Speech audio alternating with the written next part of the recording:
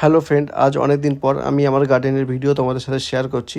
অফিসের ব্যস্ততার কারণে কোনো ভিডিও শ্যুট করতে পারিনি এবং পোস্ট করতে পারিনি। এখন থেকে রোজ ভোরবেলা করে ভিডিও শ্যুট করব এবং সন্ধ্যাবেলা করে ভিডিও পোস্ট করব।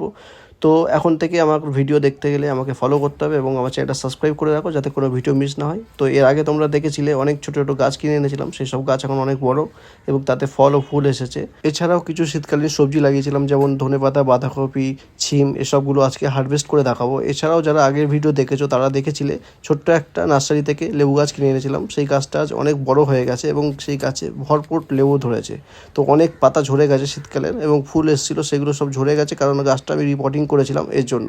সেই লেবু গাছ থেকে কিছুটা লেবু আজকে আমি পেরে নেবো তোমাদেরকে দেখানোর জন্য। আর এখন রোজার মাস, ইফতারের জন্য লাগবে, তার জন্য অনেকটাই লেবু পারবো। তো এখন তোমাদের জন্য 3-4টে লেবু পেরে দেখাচ্ছি। এরপরে আমি চলে আসলাম যে ধনেপাতাগুলো লাগিয়েছিলাম সেখানে। তো ধনেপাতা ছাড়াও বাঁধাকপি গাছ অনেকগুলো লাগিয়েছি। আজকে এই সবজিগুলো তুললাম ছাদ বাগান থেকে।